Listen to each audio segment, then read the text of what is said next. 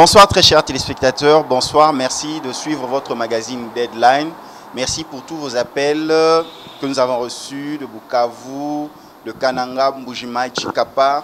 Merci de votre soutien, merci de soutenir votre magazine et merci de le suivre. Ce soir, nous recevons pour vous un analyste politique avec qui nous allons échanger sur l'actualité socio-politique en RDC. Bonsoir Yves Kambala. Bonjour, bonsoir, je suis très flatté, merci pour l'invitation, c'est faux. Nous recevons Yves Kambala en qualité de libre penseur, directeur du magazine Afrique en Action et leader d'opinion. Avec vous, nous allons échanger, nous allons parler de l'actualité. La rentrée scolaire a eu lieu le 3 septembre 2018. Elle était timide, mais les parents, avec ce manque de moyens, se battent. Quelle analyse vous faites de ce retour de la rentrée scolaire 2018-2019?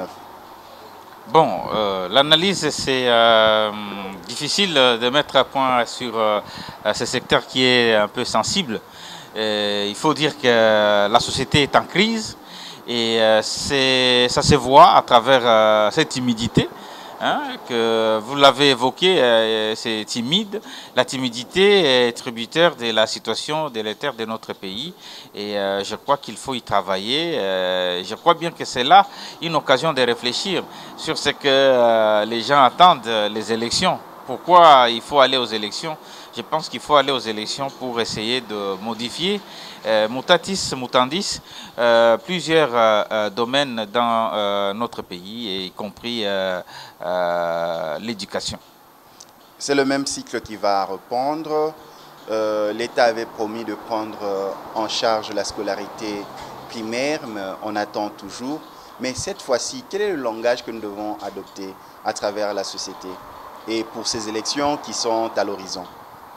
Bon, le langage, je ne pense pas qu'il faut s'appuyer beaucoup plus sur le langage et changer de langage ou pas, mais je crois que c'est une occasion de réfléchir et que les opérateurs politiques qui sont en présence puissent présenter des projets probants et parler face à face, parce qu'on nous dit toujours qu'il y a des projets, il y a ceci, mais quand on fait des analyses sur les plateaux, vos plateaux de télévision, ailleurs, je ne vois même pas où on évoque des projets de société, on évoque ce qu'on fera lorsqu'on viendra. Non, mais on est dans d'autres querelles, dans des débats assez polémistes. Moi, je crois que c'est le moment. Le moment de penser à l'essentiel. L'essentiel, c'est l'éducation. On nous a promis beaucoup de choses. Il y a eu les accords de Mboudi qui n'ont jamais été tenus. Ça s'est passé également dans ces cadres-là. Et il y a eu des projets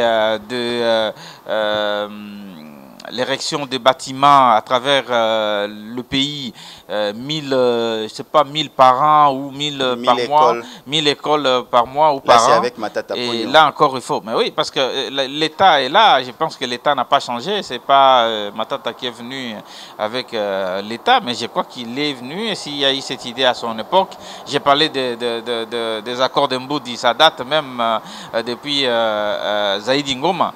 Donc c'est pour dire que le pays doit continuer. Mais nous avons l'impression que lorsque quelqu'un commence et qu'il y a une autre figure qui entre, les choses sont mises à tapis. Il faut tout recommencer, il faut tout reprendre, il faut tout mettre en bloc à côté. Et c'est là la cause de notre peine aujourd'hui. Nous allons revenir sur l'héritage Matata Pogno, mais il y a aussi dans l'éducation l'enseignant. L'enseignant qui a tout le poids, il est parent et il est formateur des futurs cadres de la société. Et pour la situation de l'enseignant, que dire? Oui, c'est pourquoi j'ai renvoyé aux accords de Mboudi. C'est pourquoi j'ai renvoyé à tout ce qu'on a promis dans ces pays. Bon, là on parle de l'enseignant. L'enseignant devrait être le mieux payé dans ces pays. C'est lui qui est la base, puisque nous, tout ce que nous faisons en étant là-bas, tu viens, non, je travaille pour ma famille, pour ma femme, pour mes enfants. Tout le monde parle de ça, mais on ne sait pas la quintessence. Si nous voulons travailler pour nos enfants, c'est déjà la base là. C'est l'éducation. À l'université, on n'apprend pas à parler français, on n'apprend pas les choses élémentaires. c'est la base, c'est l'enseignement à l'école primaire, maternelle, aux humanités. C'est là qu'il y a le fondement, c'est là qu'il y a la fondation. Les autres, bon, on peut octroyer, on peut avoir des... Je vois des gens ici avoir des diplômes, je sais pas moi, des doctorats, tout en restant dans des cabinets, dans des bureaux climatisés. Donc c'est pour dire que non, c'est pour moi accessoire, ce sont des signes, ce sont des titres honorifiques. Mais la base, c'est l'enseignement primaire et secondaire. Et c'est là qu'il faut donner le moyen. Donner le moyen aux enseignants, donner le moyen d'une éducation assez sereine, que les enfants puissent se retrouver dans des cadres qu'il faut. C'est là qu'il y a la base. Et je crois que c'est le moment de jeter les jalons pendant que nous sommes en train de réfléchir pour se choisir les gens qui vont gérer ce pays. Il faut vraiment réfléchir. Il faut qu'il y ait des débats. Et ces débats-là soient suivis. C'est-à-dire que c'est pourquoi il y a pouvoir et opposition. C'est ainsi que moi je suis tenté parfois, si on entre dans le terrain politique, je dirais que non, je ne trouve pas qu'il y a le pouvoir et l'opposition, c'est la même chose. Yves Kambala, l'actuel ministre de l'Éducation a promis des réformes. Je pense qu'il a déjà lancé cela, surtout au niveau de l'école primaire et secondaire. Mais la qualité de l'enseignement, vous remarquerez dans des magazines, des apprenants parlaient de plus en plus mal français, mal écrire, et aujourd'hui nous sommes à l'ère de l'informatique. Quelle est cette réforme adaptée pour combler ce gap dans la qualité de l'éducation donnée à nos enfants à l'école? Bon, là je suis un tout petit peu à l'aise parce que je suis enseignant également au départ. Donc au départ enseignant et ayant suivi, ayant enseigné également aux élémentaires, c'est la formation d'abord, la formation des bases, la formation des formateurs. Vous ne pouvez pas demander à un enfant d'être bien, d'avoir une bonne formation pendant que celui qui les forme n'est pas... Parce qu'il faut un concours, il faut savoir choisir les formateurs. Il faut savoir choisir qui il faut confier ses enfants. Hein? Les enseignants, c'était des gens qui étaient carrés, il y a une formation et il faut d'abord le mettre en test, en mouvement. Parce qu'il faut que l'enseignant puisse avoir un niveau. C'est un problème des niveaux d'abord. De l'enseignement, ça dépend de l'enseignant. Mais ici, chacun a son école. Mais d'où est-ce qu'on puise les enseignants? Voilà le travail de ces ministères. Le travail du ministère de l'enseignement, ce n'est pas de savoir à quelle société donner le marché, de faire sortir les examens d'État, tout ça, à quelle société, quel opérateur choisir, ainsi de suite. Non. L'enseignement d'abord, voir qui enseigne. Les inspecteurs, est-ce qu'ils font leur travail? Le travail d'un inspecteur. Puisqu'à l'époque, vous saviez, on était à l'école et puis on voyait des gens derrière qui entrent et puis ils suivent pour voir un peu est-ce que la personne donne bien cours. Donc, les enfants manquent des avocats. C'était les inspecteurs. Maintenant, ça devient des business partout. C'est ainsi que je dis que c'est tributaire de la situation générale du pays. La situation générale. C'est-à-dire qu'il y a COP partout, comme on dit. COPESA partout. Est-ce qu'on a mangé ou on n'a pas mangé? Là, on va recevoir les inspecteurs. Quand les inspecteurs vont aller dans une école, sache qu'il faut fixer un rendez-vous. On a déjà une enveloppe qui s'attend. Comment ils vont faire leur travail? Ceux qui enseignent, ils ont qualité d'enseigner nos enfants. Mais après, on va dire que non, les enfants n'arrivent pas. Est-ce qu'ils sont enseignés par des gens de qualité qui ont le niveau? C'est là qu'il y a la question. Et c'est la question fondamentale. Nos inspecteurs, qu'est-ce qu'il faut? Est-ce qu'il faut les auditer aussi, les inspecter? Il y a un grand travail et je crois que ce n'est pas un ministère qu'il faut prendre à la légère. Je pense qu'il y a beaucoup de choses à faire là-dessus. Voilà, vous avez ouvert une petite brèche en parlant de Matata Ponyo. Vous avez eu à collaborer avec Matata Ponyo. Quel est l'héritage que nous pouvons retenir de son passage en tant que Premier ministre de la RDC? Et est-ce que cet héritage subsiste-t-il encore? L'héritage, Matata a travaillé, je crois, dans le temps. Et je crois que ça se voit. Quand il suffit de voir, de se promener à travers la ville, on voit les traces de Matata. Hein, évidemment, ça reste à discuter. Les gens discutent sur des futilités, des montants alloués pour faire tel projet. Mais les projets Matata, c'est ce que nous sommes en train de vivre. Il n'y a que Matata dans la vie. Donc, faut-il encore rappeler qu'avant Matata, on n'avait aucun aéronef? Il est beau de rappeler que non, avant Matata, il faut regarder à la place royale comment cette place était avant Matata.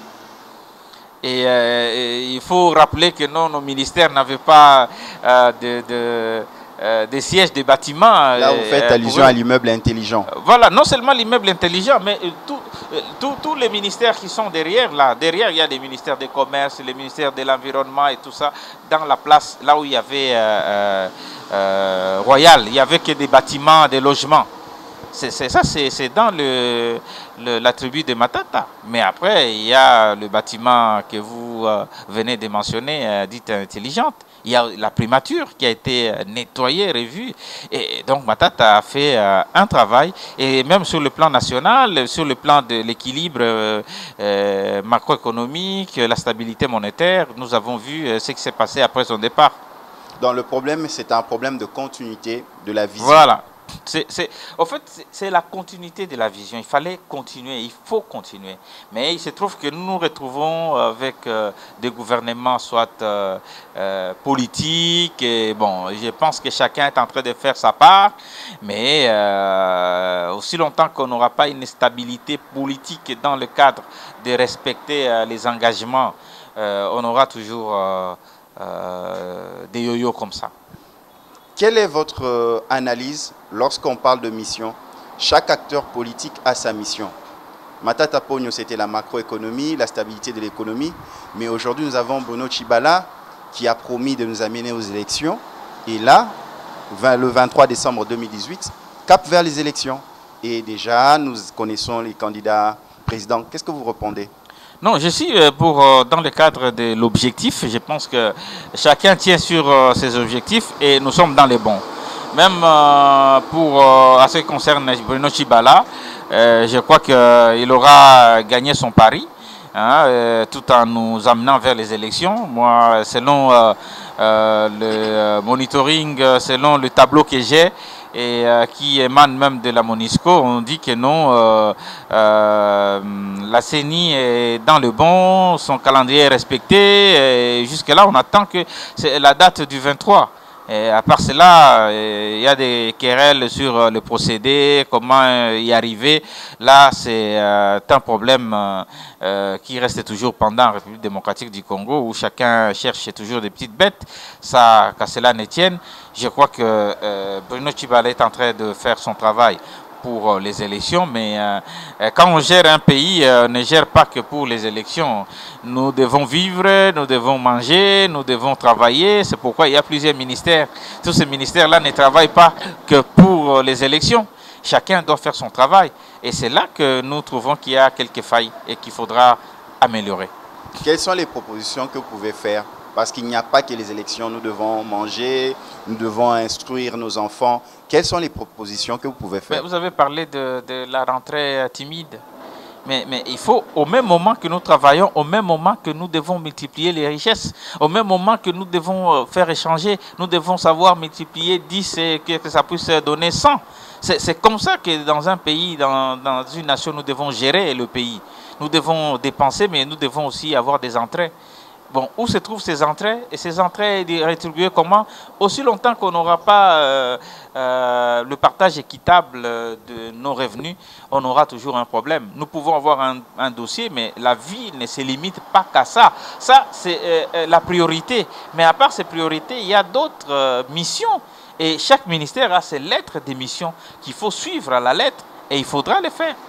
Mais ce qui est vrai aussi en tenant compte des contraintes pour aller aux élections, il faut faire face à des contraintes, notamment des contraintes financières, et pour tenir compte de ce calendrier, ce chronogramme, que tout le monde veut que le 23 décembre 2018, les élections soient effectives.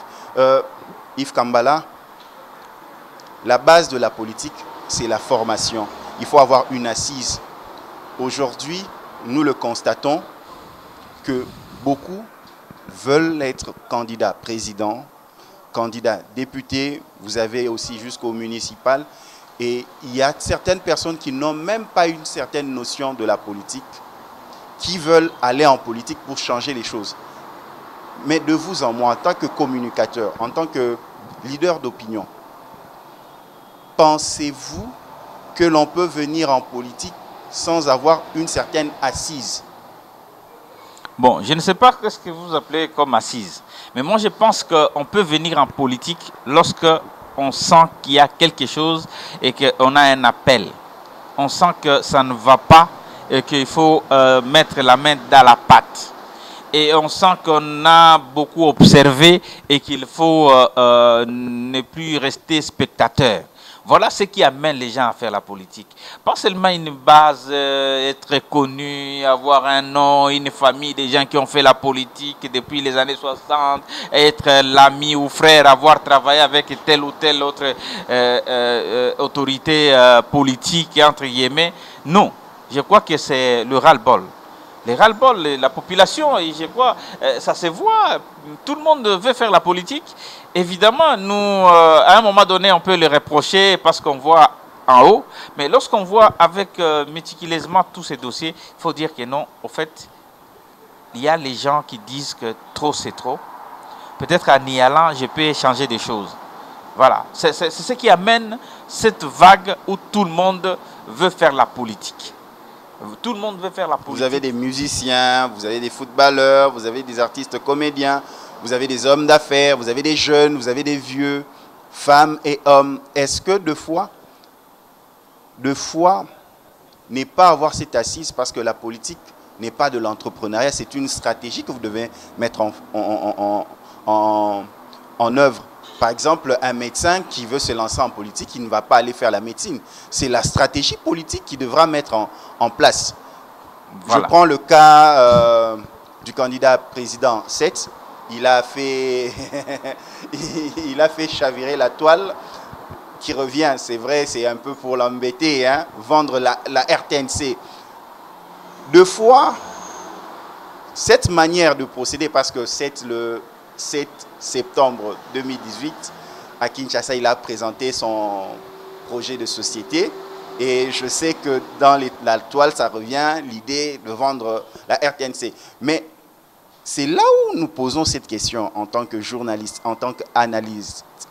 Est-ce que tous ces jeunes qui vont en politique ne devraient-ils pas passer par un coaching, par un mentorat qui leur préparerait à la réalité politique? Parce qu'on n'entreprend pas en politique de la même manière qu'en commerce, qu'en médecine, qu'en enseignement, parce que la politique, c'est une stratégie pour atteindre le pouvoir. Qu'est-ce que vous pouvez dire, Yves Kambala? Bon, je pense que vous venez de citer quelqu'un, 7, et je pense que nous avons un problème de compréhension politique. Un problème de compréhension. Moi, j'apprécie Seth Kikouni. Et s'il a dit qu'il va vendre la RTNC, comme vous venez de dire, j'apprécie sa démarche. Oh. Et oui, c'est une démarche politique. Et c'est ça le problème. Peut-être qu'on néglige le plus petit, mais attention, c'est parce qu'on ne réfléchit pas. On ne tourne pas la langue cette fois. On ne sait pas pourquoi cet a fait ça. Il a 36 ans. Mais attention, il a fait les Sciences Po. Attention, il a fait la communication politique. Attention, parce que vous négligez les gens. Moi, j'ai essayé un peu de voir l'échiquier, parce que les gens, on parle de gros poissons, des dauphins, on parle des gens qui ont des noms de leurs parents, et ils sont bien, et les gens qui ont... Non, mais attention, moi je vais me permettre de prendre sa défense, sans pour autant être mandaté par lui. Mais je me dis que quand il dit ça, il parle de quoi? Il parle de quoi, Yves Kambala? Il veut tout simplement dire ceci, que la RTNC devrait être au milieu du village. Mais tout le monde se plaît de la RTNC en disant que non, voilà, on voit à longueur de journée Chadari, par exemple, qui passe avec des messages où mais il y a on d'autres l'encourage. leaders politiques qui passent sur la RTNC. Oui, mais il y a que, par exemple, j'ai dit, non, faisons la comptabilité des faits, faisons le monitoring, nous sommes dans la communication, monsieur. Hein? Voyons ce qui se passe. Est-ce que vous pensez qu'il y a l'équité dans le traitement de la RTNC? Que nous puissions le savoir, la RTNC n'est pas fermée. Et la RTNC a ses portes. Non. Celui qui veut Donc, passe à la s'il a RTNC. fait ça, il faut savoir l'objectif. Qu'est-ce qu'il est en train de... Il a fait une communication politique. Et c'est profond. Il ne faut pas le prendre au premier degré. Il a fait une communication politique. C'est dans ce sens-là. Moi, j'ai beaucoup d'amis à la RTNC. Je suis passé par là. Mais, voilà. Mais je sais bien. Mais au fait, il faut prendre la communication politique des 7. Il ne faut pas se limiter au fait que non, il y a l'obiga à côté. Est-ce que ce n'est pas un problème de langage? Non, non, peut-être c'est ce langage. Il voulait dire autre chose et qu'il a présenté autre chose. Effectivement, c'est un Quinois. C'est un Quinois. Et là, il parle en tant que Quinois. Il faut Toté Kango. Et puis maintenant, il va commencer à vous expliquer pourquoi. Parce qu'il ne faut pas que non, chez nous, on ait ça, la culte des responsabilités. J'ai eu la chance d'assister à ça. Mais dans tous les partis politiques, il y a le culte de la personne. Oui. Même lui, quand il vient, on voit, il est entouré, véhicule, gyrophare. C'est ça, je vous dis que non, il n'y a pas gyrophare. Moi, j'étais à sa conférence. C'est une manière de parler. Oui, oui, c'est pour vous dire que non, j'étais à sa conférence de presse. J'ai vu que vous l'appelez même. Vous avez besoin de gros poissons qui ont des services. Moi, je l'ai vu travailler avec des bénévoles, des jeunes, et tout ça. Moi, je suis beaucoup plus séduit par cette façon de faire les choses. Et c'est comme ça qu'on devrait y aller, même en progressant. Il faut vivre notre temps. Nous ne sommes plus au temps des années 60. Les choses ont changé et les choses changent. Quand c'est dit que non, c'est de la communication politique. Il faut réfléchir là. Il ne faut pas passer vite. Il faut pas, puisque les gens ont tendance à passer vite. Il a dit quelque chose en tant que Quinois. Et là, c'est cela qui vous a démontré qu'il est vrai Quinois. Il est né ici, grandi ici. Et il est vrai Quinois, mais il a un bagage. Il peut vous expliquer en plusieurs mots. Et c'est comme ça que moi je comprends ça. Bon, mon angoka likolo boité alobi toté kango. Toté kango, c'est pour vous dire que non, c'est pas comme ça que ça devait se faire. Si ça s'était privatisé, on aurait la place à tout le monde, parce que chacun viendra donner sa part de choses. Mais nous avons des chaînes privées dans lesquelles les leaders politiques ne passent qu'en longueur de journée. Ça existe. Ah oui, c'est un problème de culture, parce qu'il devait parler de problème de culture. Le culte de la personnalité commence déjà dans nos familles. Grand prêtre, il conduit à famille. Voilà, c'est pourquoi... Est-ce qu'on peut changer cela? Est-ce que la cartographie sociologique et anthropologique de la politique en RDC a sa manière d'être? Est-ce qu'on peut tout changer en un instant? Il faut tenir compte de cela. La géopolitique, il faut tenir compte de cela. Est-ce que dans la stratégie, même pas pour cette, mais pour tous ces nouveaux, je peux dire, ces nouveaux leaders politiques spontanés. Mais les anciens ont fait quoi? Les anciens leaders. Ils nous ont emmenés où? N'est-ce pas que nous traitons les... On a commencé par les dossiers de la scolarité des enfants, ainsi de suite. Moi, je suis d'avis qu'il faut soutenir les jeunes. Moi, je suis d'avis qu'il faut le renouvellement de la classe politique.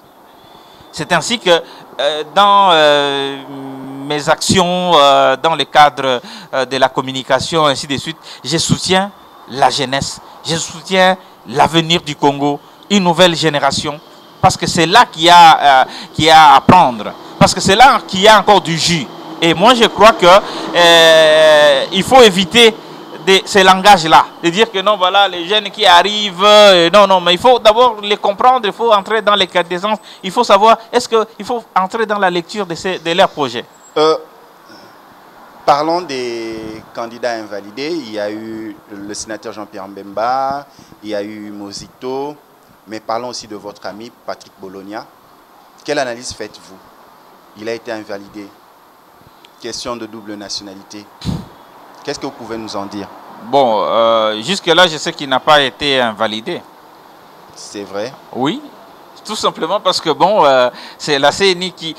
En fait, celui qui invalide, c'est la Cour constitutionnelle. Donc, oui. Le dossier est au niveau de la justice et que je crois qu'il aura certainement gain de cause parce qu'il y a eu erreur au niveau de la CNI.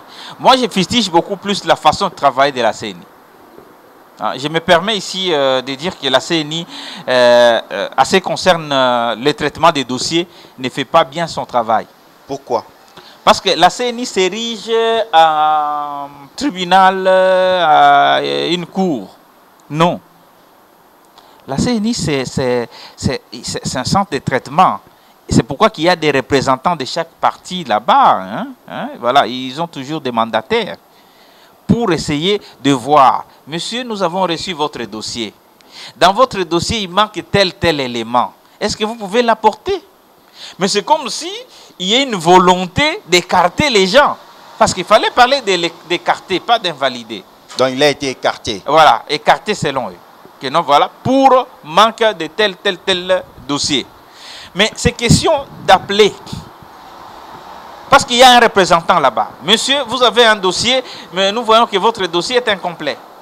Mais après, vous allez transmettre à la Cour. C'est la Cour qui verra que non, voilà, tel dossier, il y avait tel. Mais je vois la nuit, la CENI qui proclame les noms des gens, tel est invalidé, ainsi de suite. Même quand tout ce qu'on a fait pour la présidence, c'est de n'importe quoi. C'est-à-dire que la CENI devrait recevoir les dossiers et devrait être en tant qu'un instrument conseil pour leur dire que non, il fallait tel dossier, il fallait tel papier, ça manque sur votre dossier. Est-ce que vous pouvez l'amener? Vous avez la date jusqu'au tel pour amener ces dossiers. Mais j'apprends, non, il manquait le casier judiciaire, il manquait le titre de nationalité, il manquait ceci, il manquait cela. Mais vous étiez où pour appeler à ce qu'on amène ces dossiers? Hein? C'est comme si nous sommes dans un mouvement où il y a les COP, ce qu'on a cours. C'est qui nous COP quelque part. C'est comme ça. Hein? Yves Kambala, vous qui êtes dans son entourage immédiat, quel est son état, quel est son moral? Son moral est-il au zénith? Non, mais il est serein parce qu'en principe, c'est un dossier qui ne tient pas la route. Il est député national, il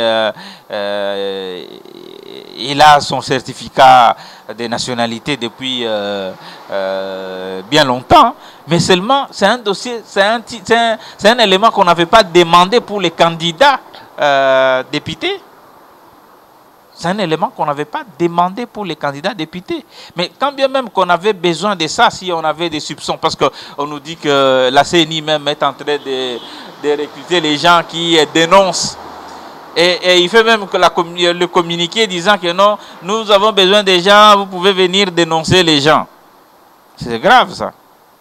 Mais on dénonce chez le procureur, pas la CNI. Le président de la République avait promis qu'il va dévoiler un dauphin et qu'il va respecter la Constitution. Chose faite, Emmanuel Ramazani Shadari. Étiez-vous surpris? Surpris, non. Bon, évidemment, je ne savais pas que ça sera Emmanuel Shadari. Mais moi, j'ai toujours cru au dire du chef de l'État, Joseph Kabila.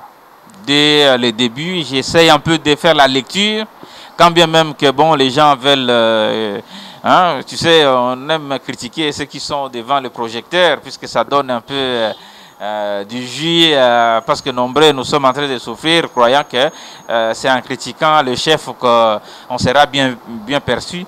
Mais moi, je crois que depuis, j'ai discuté même avec des amis, j'ai dit que même aux yeux du monde étranger, parce que moi j'ai un peu une lecture extérieure.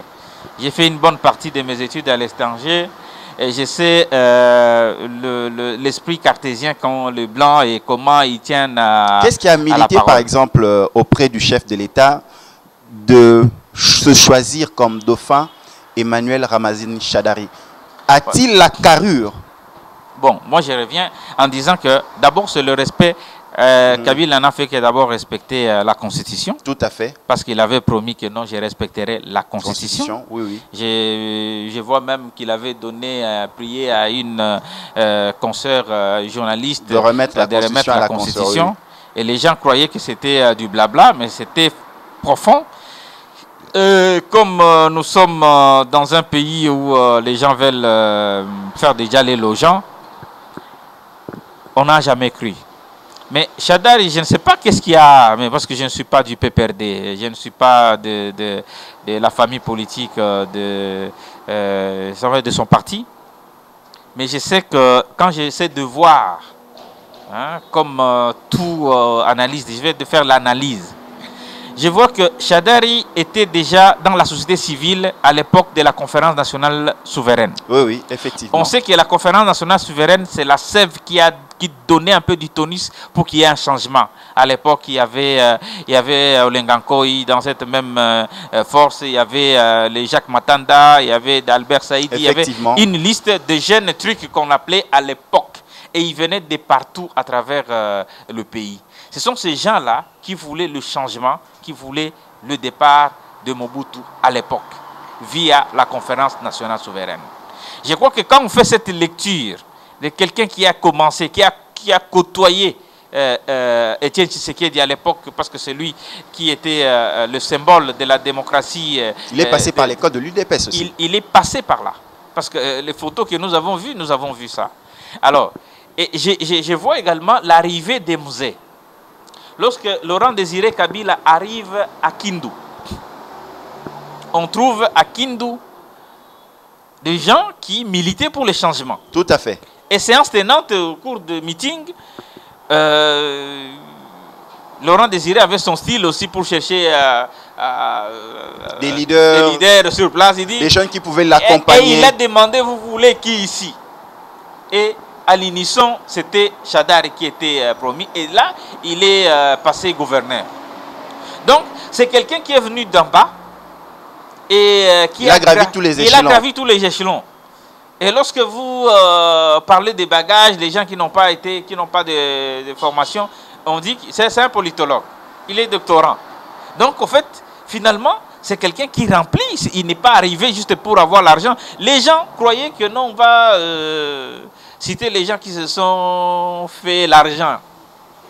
Des noms circulés, des gens qui ont le moyen. Et on vous laissait Emmanuel Shadari à côté parce que on le voyait, on s'est limité à coup sur coup par ses idées. Mais je crois que c'était un choix. Reste à savoir maintenant sur le terrain quel sera son comportement. Parce que premièrement aussi, vous avez un scientifique performant à l'université. Voilà. Et à part cela, il a fait les sciences politiques. Voilà. On a choisi un politicien politique. Voilà. Pour la première fois, si je peux le dire. Parce que nous sommes dans une situation politique. Politique. C'est pourquoi même Bruno Tchibalay, Premier ministre, parce que la situation actuelle, c'est politique. On n'a pas besoin de techniciens outre mesure. On a besoin des rassembleurs. Parce que la crise, nous sommes dans une zone de turbulence. Tout peut arriver. Mais il faut quelqu'un qui maîtrise la situation. Un politologue qui a l'art de la politique pour mettre tout le monde d'accord. Un homme de terrain qui sait parler avec la population, évidemment. Emmanuel Shadari, je crois qu'il est bien indiqué parce qu'il a fait les 4 coins de la République. Donc la vision du chef de l'État déjà avec le FCC est de réunir cette population parce que les élections étaient un moment de fête, étaient un moment de paix parce que nous sommes en train de vouloir cette paix par les élections, par une transition apaisée au pouvoir. Est-ce que Shadari va maintenant porter cette carrure de rassembleur, d'étendre sa main à tous ceux qui veulent travailler pour le bien du Congo, en commençant déjà par sa famille et aller ratisser encore plus large autour de lui pour un Congo fort? Bon, je crois qu'il est déjà obligé, parce qu'il est déjà dans le cercle qu'on appelle FCC. Et il ne pourra pas gérer tout seul. Donc, du coup, il est dans cet engrenage où il doit travailler avec tout le monde. Mais je déplore tout simplement le fait que l'histoire risque de se répéter, une histoire de coalition, une histoire de gens qui arrivent pour sauver leur peau. Là encore, il faut une nouvelle méthodologie. Et étant donné que c'est Joseph Kabila qui est l'autorité morale, je pense qu'il y aura encore d'autres idées qu'il va ajouter pour faire fonctionner cette machine. Pouvons-nous dire que Joseph Kabila sort par la grande porte et il va rester dans l'histoire du Congo? Mais il est déjà entré dans l'histoire. Qu'on le veuille ou non, il est dans l'histoire.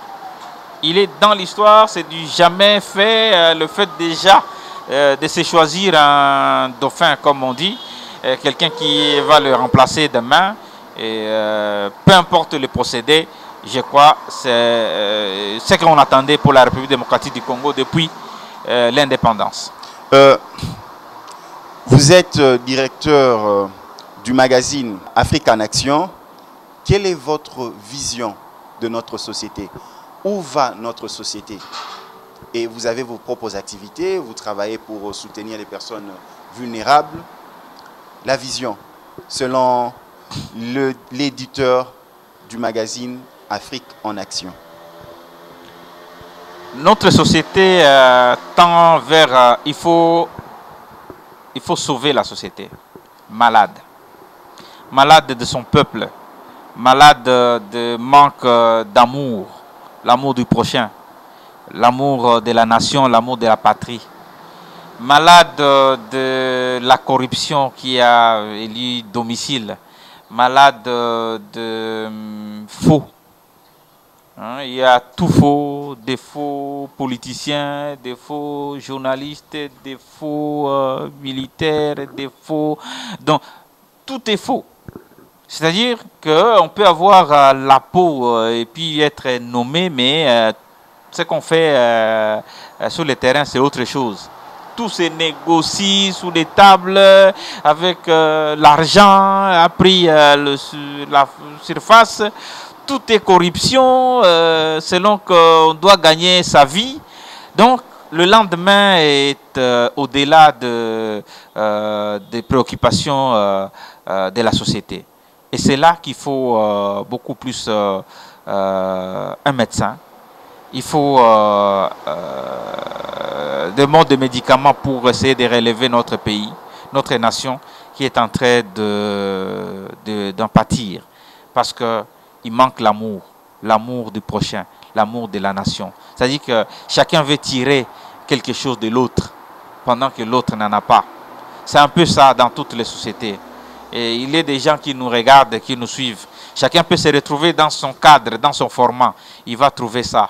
Il va trouver que chacun veut tirer, veut avoir quelque chose de l'autre, sans pour autant passer par des voies qu'il faut pour l'avoir.